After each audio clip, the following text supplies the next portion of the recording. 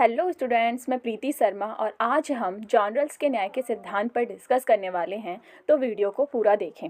देखिए, एक political philosophy होते हैं ना, उनका एक बेसिक क्वेश्चन ये है कि सोसाइटी के रूल्स किसके फेवर में होना चाहिए, मेजॉरिटी के फेवर में या फिर पावरफुल के फेवर में या फिर सबके।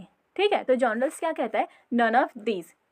रूल्स ऐसे बनाओ जो सबके लिए फेयर होना चाहिए, बस रूल्स फेयर होना चाहिए। ओके, तो देखिए, जब हम किसी फिलोसोफर के या किसी थिंकर के जब हम थ्योरी पढ़ते हैं ना, तो उससे पहले हमें उसके बारे में थोड़ी बहुत एटलीस्ट नॉलेज होनी चाहिए कि वो है कौन आखिर।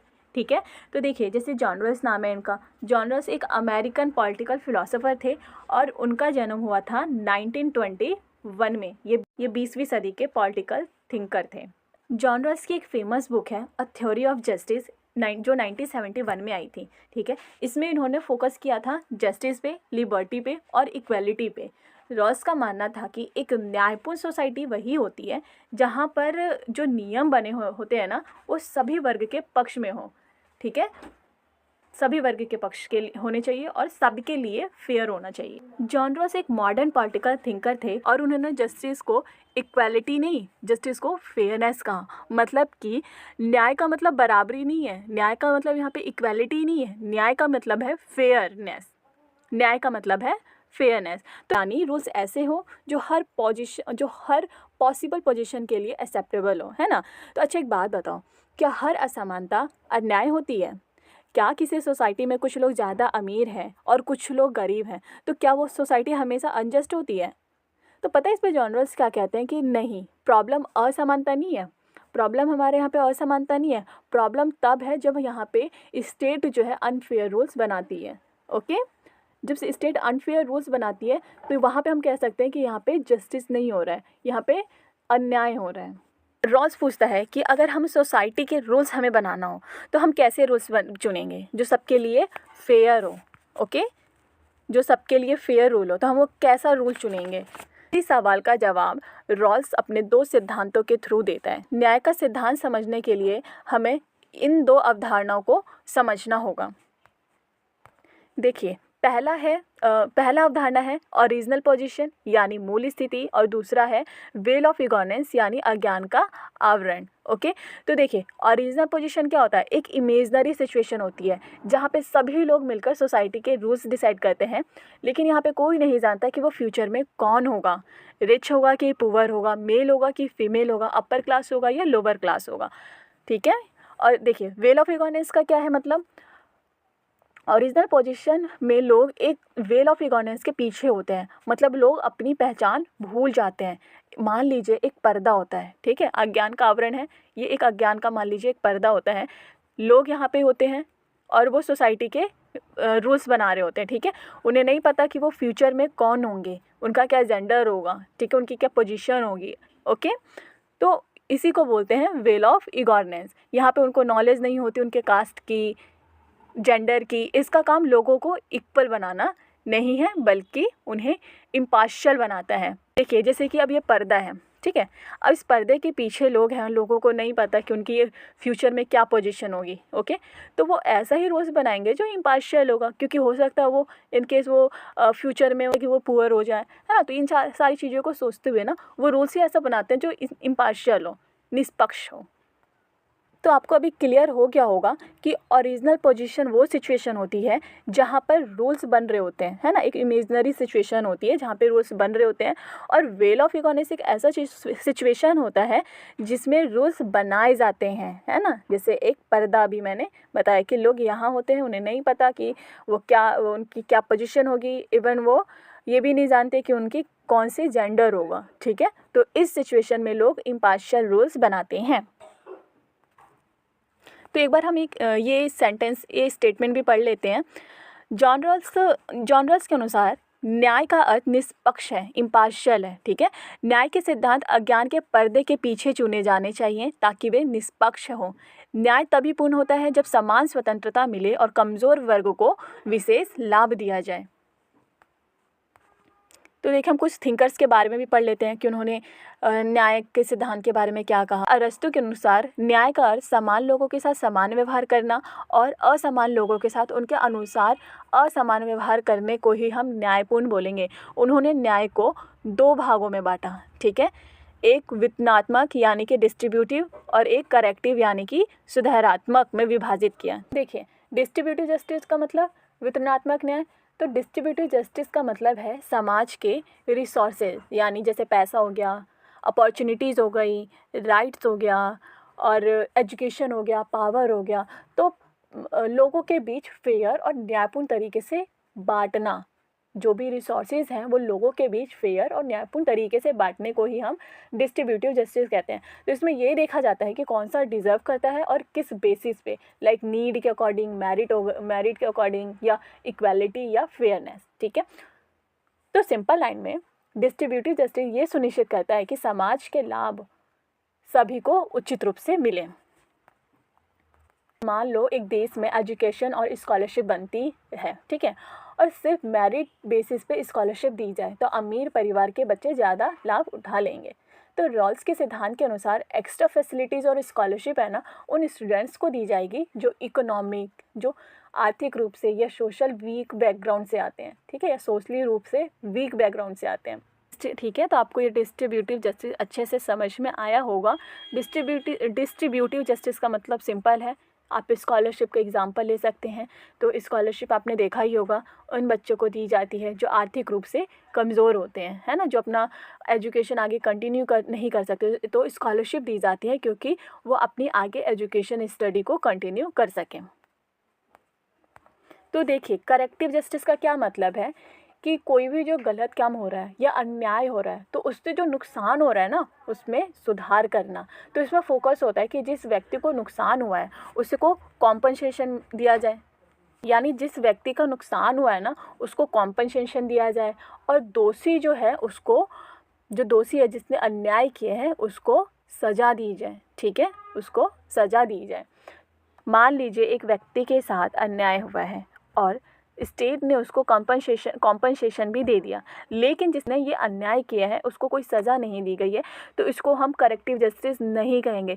करेक्टिव जस्टिस का मतलब यही है जिसके साथ अन्याय हुआ है उसको भुगतान करना, कॉम्पनसेशन करना, और जिसने गलती की है उसको सज़ा देना। अगर एक ही चीज़ होता है कि सिर्फ कॉम्पनसेशन दे दिया गया है जिसको नुकसान हुआ है तो हम इसको करेक्टिव जस्टिस नहीं कहेंगे। ओके, तो आपको यहाँ पे क्लियर होना चाहिए कि करेक्टिव जस्टिस का मतलब यही है कि जिसने अन्याय किया है उसको सज़ा देना और जिसने अन्याय सहा है उसको कॉम्पनसेशन देना। ओके, तभी हम इसको बोलेंगे करेक्टिव जस्टिस।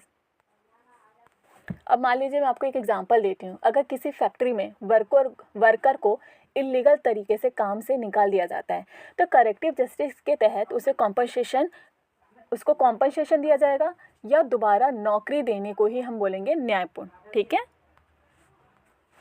तो देखिए हमें यहाँ पे क्लियर हो गया कि डिस्ट्रीब्यूटिव जस्टिस सामाजिक और आर्थिक लाभों का एक ऐसा वितरण सुनिश्चित करता है जो सबसे कमज़ोर वर्ग के जो व्यक्ति होते हैं, जो लोग होते हैं, उनके हित में हो। जबकि करेक्टिव जस्टिस का उद्देश्य क्या होता है? अन्याय या गलत क्रिया से हुई हानि को सुधारना। तो दोनों मिलकर एक न्यायपूर्ण समाज की रचना करते हैं जहाँ न सिर्फ रिसोर्सेज का वितरण फेयर होता है बल्कि अन्याय होने पर भी उसको जस्टिस दिलाई जाती है। ओके, अब जॉन लॉक के क्या विचार हैं? जॉन लॉक के अनुसार न्याय व्यक्ति के प्राकृतिक अधिकारों की रक्षा में निहित है। इन अधिकारों में जीवन, स्वतंत्रता और संपत्ति शामिल है। यदि राज्य इन अधिकारों की रक्षा नहीं करता है तो वे अन्यायपूर्ण होता है। तो जॉन लॉक के अनुसार क्या है कि जो हमें प्राकृतिक अधिकार मिले हैं, यानी कि जब स्टेट नहीं बना था तब सोसाइटी एक प्राकृतिक अवस्था में थी, यानी कि नेचुरल स्थिति में थी, ठीक है। तो उस टाइम हमें जो भी राइट्स मिले थे ना वो नेचुरल थे। और यहाँ पे जॉन लॉक कहता है कि अगर हमारे इन प्राकृतिक अधिकारों की रक्षा स्टेट द्वारा होती है तो इसका मतलब हमारे साथ न्याय हो रहा है। ओके, तो देखिए एक बार है ना इन चीज़ों का आप अच्छे से पढ़ लीजिएगा।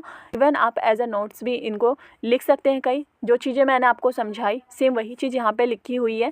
जैसे कि देखिए ओरिजिनल पोजीशन के बारे में मैंने बताया, आपको वेल ऑफ गवर्नेंस के बारे में बताया है ना, तो आप एक बार इसको नोट कर लीजिएगा या फिर पढ़ लीजिएगा। तो देखिए जॉन रॉल्स क्या कहता है कि जब हम ओरिजिनल पोजीशन में वेल ऑफ इगोर्नेंस के पीछे से रूल्स बनाते हैं तो हम दो मूलभूत सिद्धांत चुनते हैं। एक सिद्धांत स्वतंत्रता का सिद्धांत और दूसरा सामाजिक आर्थिक असमानताएं। तो चलिए हम एक बार अच्छे से इसको समझते हैं। तो जैसे कि पहला है प्रिंसिपल ऑफ इक्वल लिबर्टी, यानी समान स्वतंत्रता का अधिकार, यानी कि each person has equal rights to basic liberties. तो देखिए इस सिद्धांत के अनुसार सोसाइटी का हर व्यक्ति कुछ बेसिक फ्रीडम्स के लिए बराबरी का अधिकार रखता है। ठीक है, तो इन अधिकारों में क्या आ जाएगा? Freedom to speech, freedom to thought, freedom to religion and equality before law.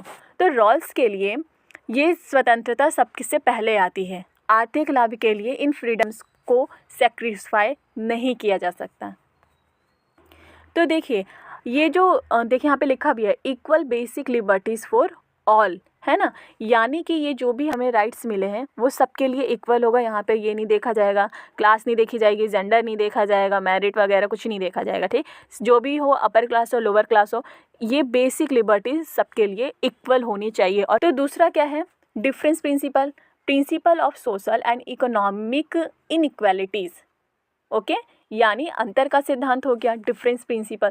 तो रॉल्स मानता है कि इस सोसाइटी में पूरी बराबरी हो ही नहीं सकती है, लेकिन वो ये भी कहता है कि कोई ज़रूरी नहीं है कि हर असमानता अन्यायपूर्ण ही हो।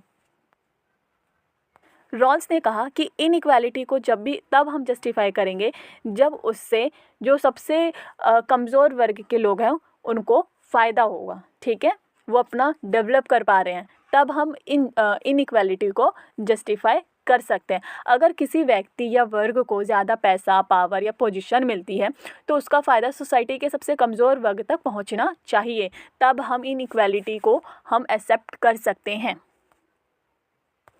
देखिए एक पॉइंट है फेयर इक्वालिटी ऑफ अपॉर्चुनिटी, यानी अवसर की निष्पक्ष समानता। तो पोजीशन एंड ऑफिसेस सबके लिए ओपन होने चाहिए। ये नहीं कि हम वहाँ पे क्लास देख रहे हैं, है ना, ये जेंडर देख रहे हैं, तो ऐसा नहीं होना चाहिए। पोजीशन एंड ऑफिसेस सबके लिए खुले होने चाहिए, यानी कि अच्छी नौकरी या पद जन्म, जाति या क्लास के आधार पर नहीं, बल्कि समानता और मेहनत के आधार पर मिलनी चाहिए, या फिर उसकी योग्यता के अनुसार मिलनी चाहिए कि कौन सी पोजीशन किसके लिए कैपेबल है ना। तो जॉन रॉल्स के अनुसार न्याय एक ऐसा सिस्टम है जहां स्वतंत्रता सबको मिले और असमानता सिर्फ तब हो जब वो कमज़ोर वर्ग के हित में हो, है ना, जिससे लिस्ट एडवांटेज इम्प्रूव हो रहा हो। ओके, तो एक बार हम इसे भी देख लेते हैं जो भी अभी मैंने यहाँ पे लिखा हुआ है।